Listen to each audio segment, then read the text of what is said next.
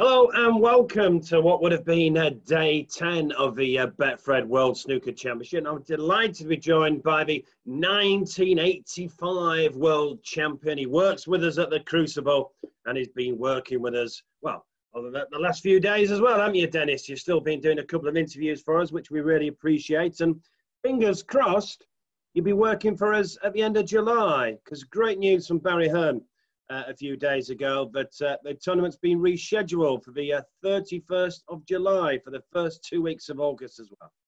I think that would be fantastic if it does go ahead. It would be a shame to miss out for 1 year after being at the Crucible since 1977. So even without the crowd, it'll be a little bit strange, but it still would make great viewing, and an awful lot of people that are at home would love to tune in, and it would give them something, hopefully, to cheer them up a little bit. And, who knows how long this is going to go on for, but I personally would love to see it go ahead. I know it will be a little bit strange. I watched a couple of frames of the Gibraltar Open when the lockdown first started. They had to play without a crowd in the final.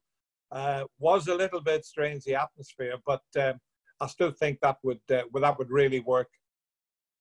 Yeah, I mean, there's a hope that there's going to be a crowd, but Barry Hearn was very, very clear. He's talking to the government regularly, and he will definitely follow government advice. But like you say, if it is on with a crowd or reduced crowd or behind closed doors, I think it'd be a real tonic for everybody, won't it? Absolutely. And all the players, a lot of players that don't have tables at home won't be getting the practice in, but I'm sure they'll be able to get themselves ready for the end of July. Last day in July, first 2 weeks in August. Would be a strange time to be going to Sheffield, but I'll tell you what, it would definitely be better than missing out a year, that's for sure. And of course, we working for yourselves, Betfred, and doing the commentary, we don't get that much time off, but occasionally we get off for a game of golf. And at that time of the year, we might not have to worry about the weather, Mark. But knowing the British weather, it could be pouring in August. Who knows? There's always an upside, isn't it, Dennis? But I think we've got to give credit to your colleagues at the BBC, World Snooker, Sheffield Council, and the Crucible itself, of course, to have this, have this foresight and hopefully get it on. Yeah, well, I mean, you know what Sheffield thinks about having the World Championship at the Crucible. It's been a love affair since 1977. I mean, I remember going round with the mayor and doing a little piece for BBC during the championship and seeing parts of Sheffield that you wouldn't see, and to see how that city, has come on in the last 20 years is quite incredible. It's a beautiful city in the centre there, and gradually they're getting the places that were slightly run down. They're bringing them back into line as well. So, the snooker is a big boost for the city of Sheffield, and the atmosphere throughout the World Championship, whether it be, April, May, or August, I think it'll still be the same. Oh, I think that Sheffield have got to be praised for what they do. They really adopt it and get into it. And there's not a finer sight, is it, Dennis? We're lucky enough to be inside a Crucible, but there's not a finer sight on a nice day when that Tudor Square is packed and they're all sat down and watching the snooker on the big screen. It's fabulous, isn't it? It is, and your room there, the Betfred room with all the glass. I mean, it gets quite hot in there with the sun shining. But as you say, to look out over the square there and see all the people and the atmosphere, the place is just buzzing. And it's just got better and better as the years go on. And all the restaurants love to see the players and all their friends and guests in there. So.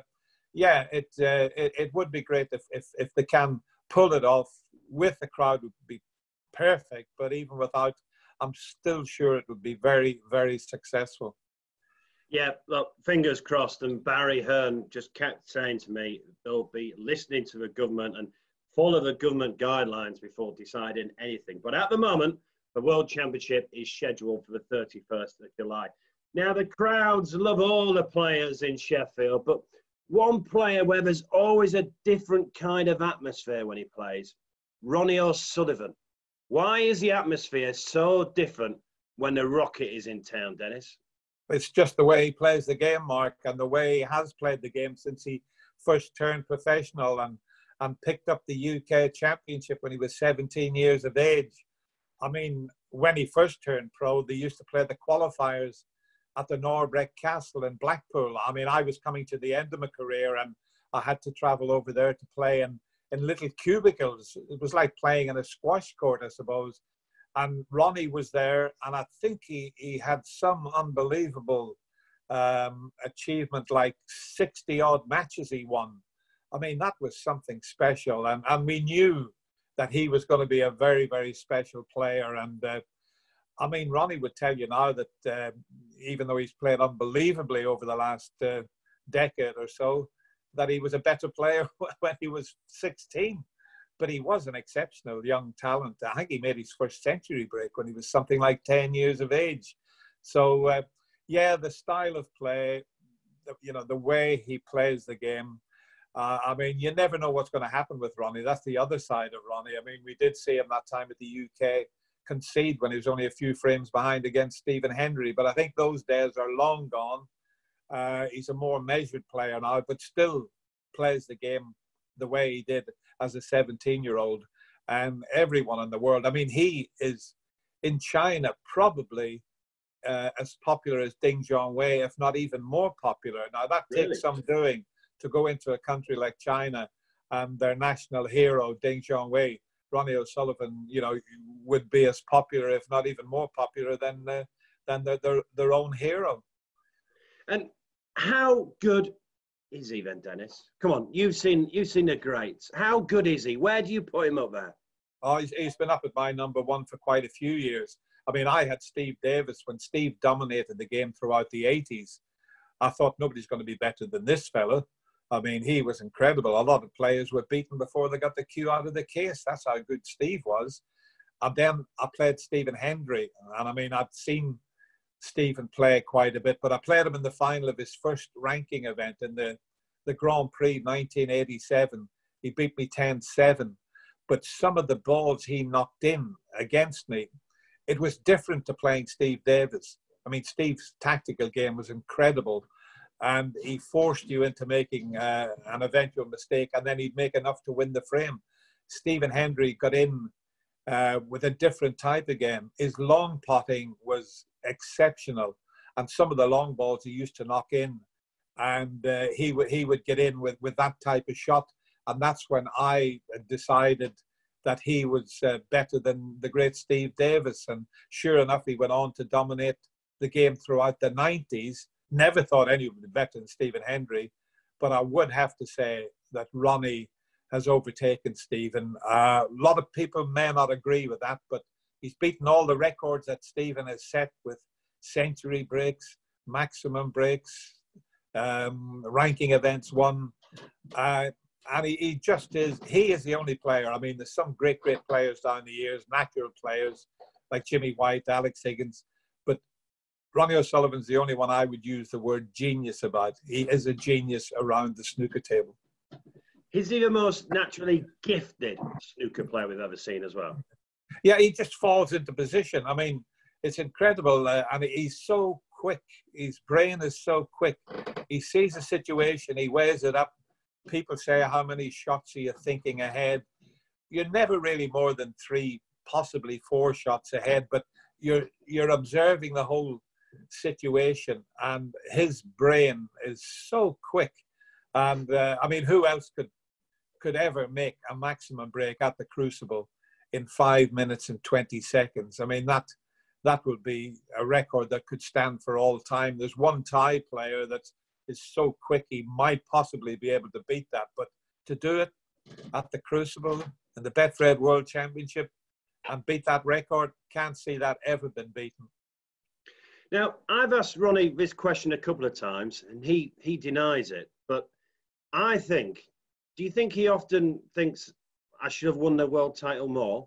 I mean, only 5 times, or only 5 times. 5 times is phenomenal. But when you think how good he is, should he have won the world championship more than 5 times? I think there was another couple there that he could have won. But Ronnie, I mean, we've talked about this before, 17 days at the Crucible is a long time to keep focused. Okay, you're not playing every day, but you're involved. And Ronnie sort of stay in a house, maybe away from, slightly out of Sheffield. He's tried all sorts of ways. When he has Steve Peters with him, the sports psychologist, he's a great help for him, and helps to keep Ronnie focused for the whole of the tournament. And I think occasionally Ronnie may have lost a little bit of focus unintentionally during the World Championship, and that might have cost him maybe a couple of world titles. Certainly one, I would have thought. Let's talk about a player who's never won the world title, but should have done. Jimmy White, similar styles, crowds love him, crowds still love him now. I mean, Jimmy, not to ever win the world title, is, well, he went so close on a number of occasions, didn't he? It's a travesty. I mean, I haven't been watching all the snooker. There's some of these brilliant matches that the BBC are showing, but I did watch the one with Stephen Hendry. In fact, it was Jimmy's last final, and I think I said in the commentary, I could cry for him. Nothing against Stephen Hendry. I mean, Stephen was brilliant, but to get to a deciding frame and to get to a last frame at the Crucible is very, very special. It doesn't happen very often. And he was in to win that final. He got in and he looked almost certain to win in the deciding frame. And just out of the blue, he missed the black off the spot. And that was the big chance. If the black goes in, I think he was something like 30 something points ahead. The black 40, he would definitely have lifted the world title that year. But sure enough, against Stephen Hendry, all it needed was one mistake, and Stephen took that deciding frame. I think that was the best chance Jimmy had. A lot of people would say a couple of years before, when he led by 6 frames, that was going to be his time to win the world championship. But Stephen Hendry won 10 frames in a row and finished that final with 130 odd clearance in the second last frame, and then an 80 or 90 break in the last frame. Can't do much about that, but to be in 6 finals and 5 consecutive finals and to lose them all, a bit of a travesty. But things happen in sport. It's like Colin Montgomery. He's the number 1 in Europe for I don't know how many years, got close to winning a major 2 or 3 times and never ever did it. It's just one of those things that's very difficult to explain. But you mentioned 94, but you also mentioned 92. I mean, he was 14-8 up. I mean, I remember watching that, the afternoon session, thinking, right, Jimmy's going to do it. The whole crowd did. Or was that one of the problems? Did Jimmy think he was going to do it?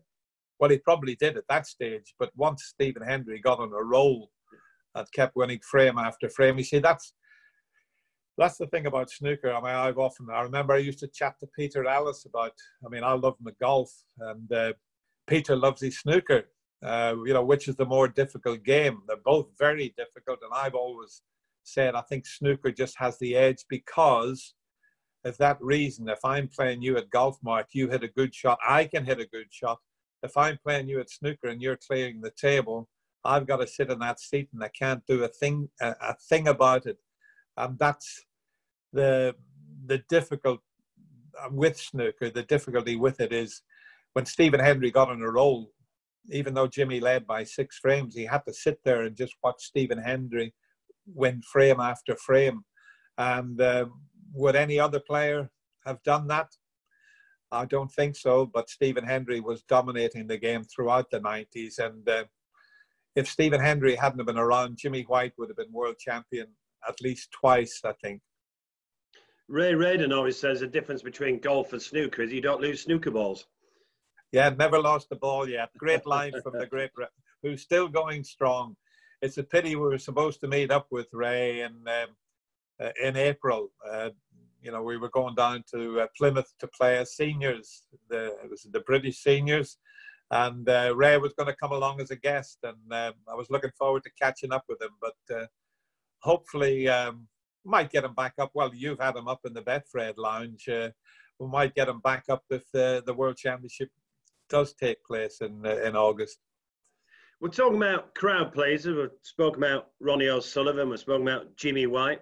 What about your fellow countryman, Alex Higgins? I mean, people used to love watching him because I suppose a lot of it with Alex was the unexpected, wasn't it? Well, he was the one that did a lot to help the game of snooker. I always say it was Ray Reardon, John Spencer, Alex Higgins, and Pop Black that put snooker right back on the map. John Spencer, Ray Reardon, great professionals. Alex came along totally different. Nobody had ever played the game like this. I mean, I met him when he was 18. I played him back home. The club I used to play had brought me home to play an exhibition against him. I'd never met him. He was only young. We were both 18. I mean, I was three months older than Alex. And I thought, God, this is something special. I've never seen anybody play the game like this, running around the table. He never hit the ball quickly. It was the way he moved around the table. And of course, he moved over to Blackburn, where I was based, spent a few years there. A couple of local businessmen took him under their wing and got him to turn professional.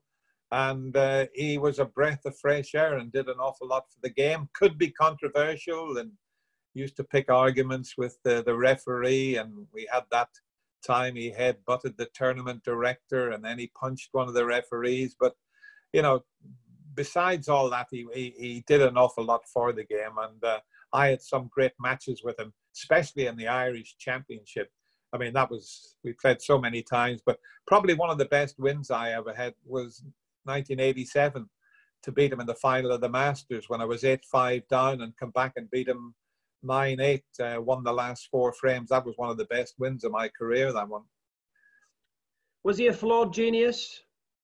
Well, yeah, I mean, you never knew what was going to happen with Alex. And, you know, I mean, when he did have a drink, then you just never knew what was going to happen. And he was very, very unpredictable. But that sort of endeared him to the crowds, the way he played the game. I mean, it's especially the Masters in London. He used to get an unbelievable support. I remember Stephen Hendry said he didn't mind playing Alex there, but he knew that all the crowd were going to be on Alex's side. And sometimes you had to face up to that, and it could work in your favour or it could work against you, depending on your character. And certainly that final win in 1982 is certainly one of the most emotional wins at the Crucible we've seen. To do it after 10 years was quite incredible to come back. And I mean, I honestly thought Ray Reardon was going to beat Alex that year because Ray tactically was the better player, but Alex made a remarkable win that year, 10 years after lifting it before. And yeah, his daughter, to see Lauren come out there, I mean, she's been to a few of the seniors events that we play over in Ireland as well. And to hear her talking about that, you know, some wonderful memories for her. Let's talk about a player in the modern era. Won it 3 times. For a period, looked unbeatable at the Crucible. How good is Mark Selby? Oh, Mark's one of the best match players the game's ever seen. His all-round game is incredible. And some of the matches, I mean, he's one player that for a while had a bit of an Indian sign on Ronnie. I mean, a lot of people had no chance against Ronnie, but Mark was never frightened of Ronnie. He had some great matches against him, and especially in the Masters as well. But his type of game, when he's on song, it's so difficult to beat because he's going to win a frame if he gets a chance. But tactically, he probably would be one of the best tactical players I've seen in the game. I mean, Ray Reardon was brilliant. Cliff Thorburn was great. Terry Griffiths was an excellent safety player, as was Rex Williams, brilliant tactical player. But Mark Selby is, I mean, that's where I give him the name. Getting out of snookers and that, I've never seen anything like it because I give him the nickname Sat-Nav Selby because I said, talking about knowing your way around a snooker table, some of the angles that he could make to escape from snookers and put his opponent in snookers. So Mark Selby, I know he sort of lost a bit of form and lost a bit of confidence, which I found amazing. But you know, he did lose a little bit of confidence, and I think he's regained that. And over the longer matches, Mark would excel. I mean, it's quite easy these days. A lot of the tournaments are the best of sevens. You know, no matter how good you are, if you run into an opponent that's playing well, a little bit of run of the ball, you can quite easily lose in the best of seven.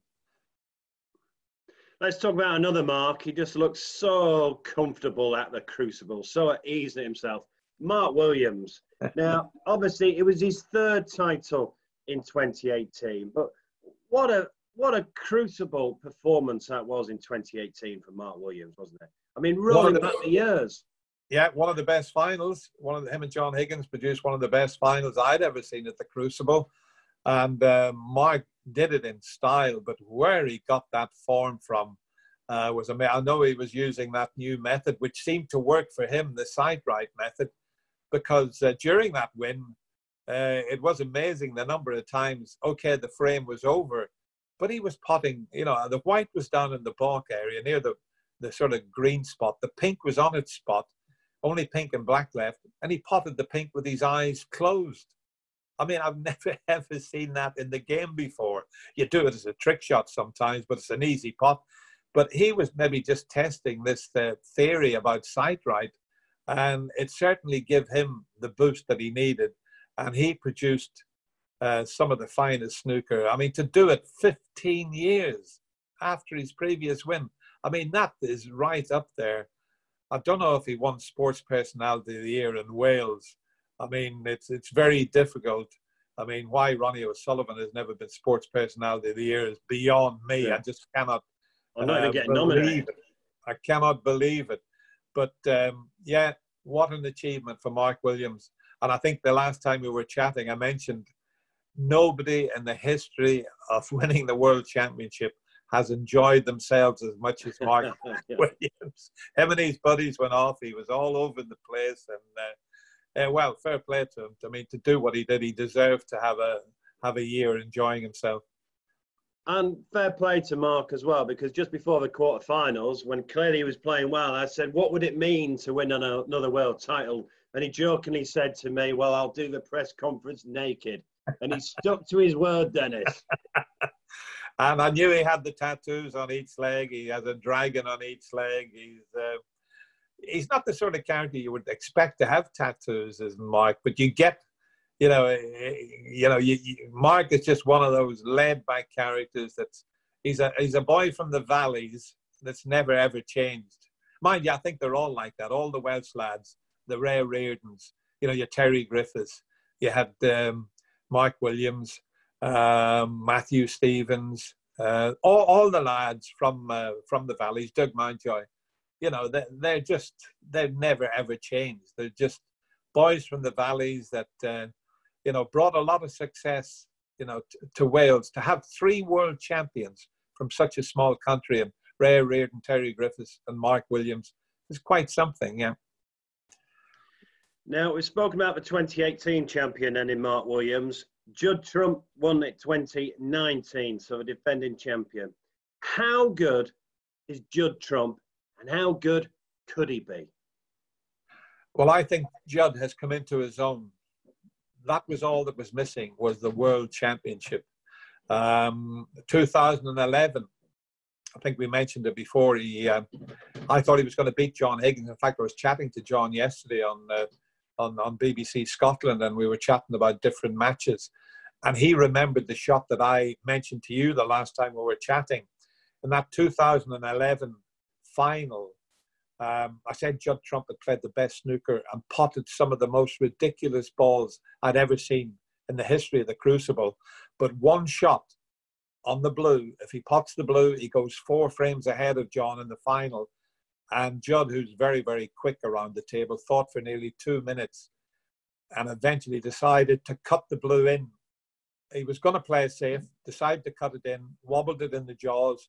John won the frame, and that turned the match around because he was only 2 behind instead of 4 behind, and went on to beat Judd that year. And Judd had to wait till last year from 2011 to lift the world title. He's won many other events, but I think now you would have to say it's difficult to dominate the game, but he's certainly been doing it this season. Has he won 3, 4, 5 events, something like that, ranking events. For me, if it does go ahead, and I hope it goes ahead in August, I could see him coming back and defending his title and winning the World Championship for the second time. And in that final last year, it didn't just beat John Higgins. He absolutely dominated John Higgins. One of the best match players we've ever seen at the Crucible, 4-time world champion.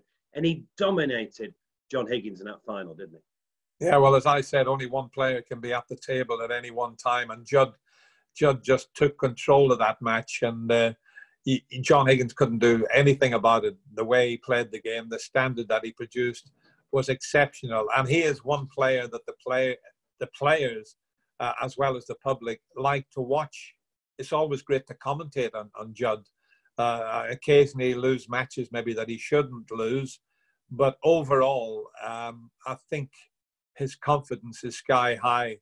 And he's a sort of a player. Now there is a natural player. He's a player that you couldn't really coach because his cue action is unique to him. It looks as if when he's lined up on certain shots that he's going to miss it. And then at the end, as he delivers the cue, it goes into a straight line.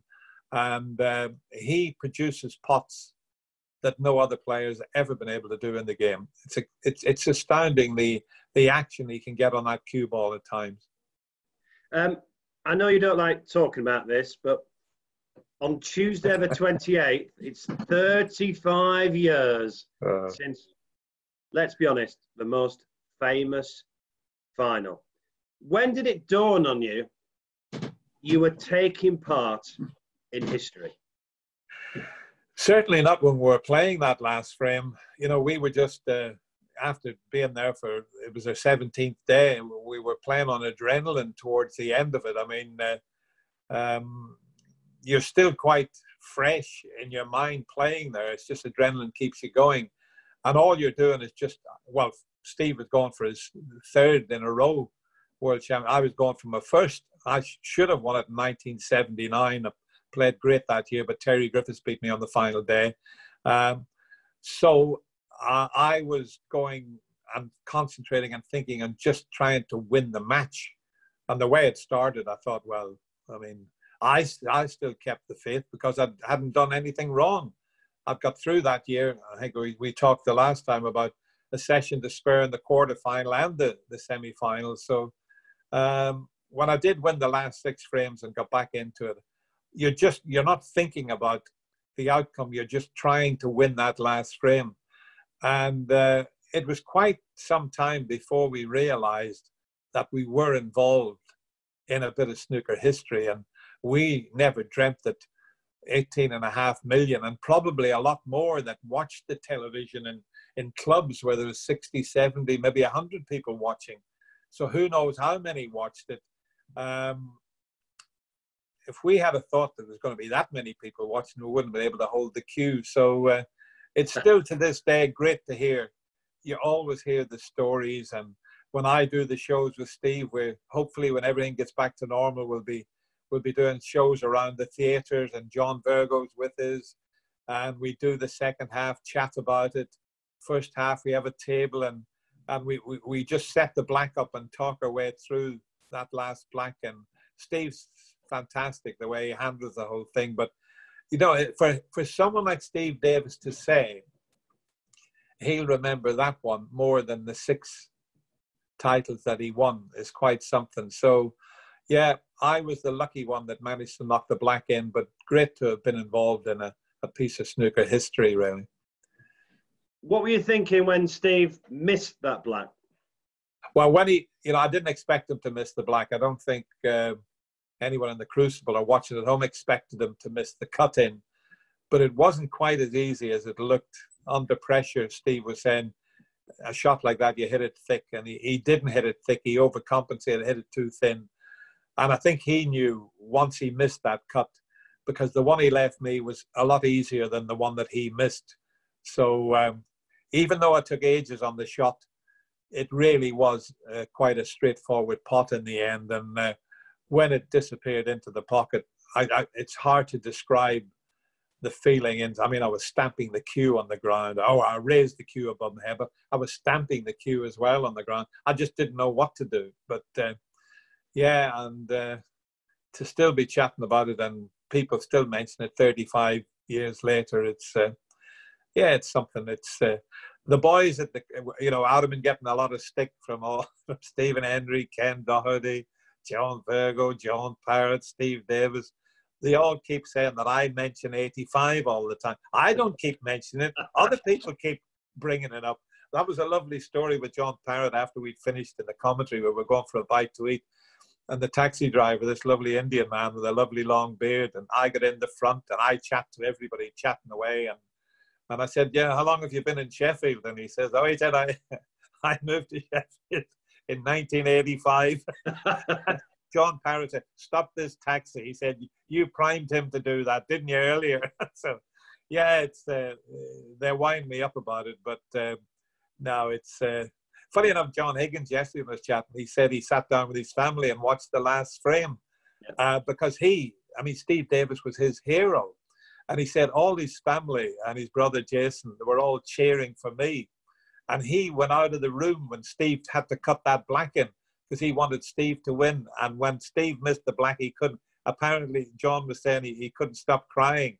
He said, but then I realized afterwards. So it just shows you, you know, the effect that it had on people at the time.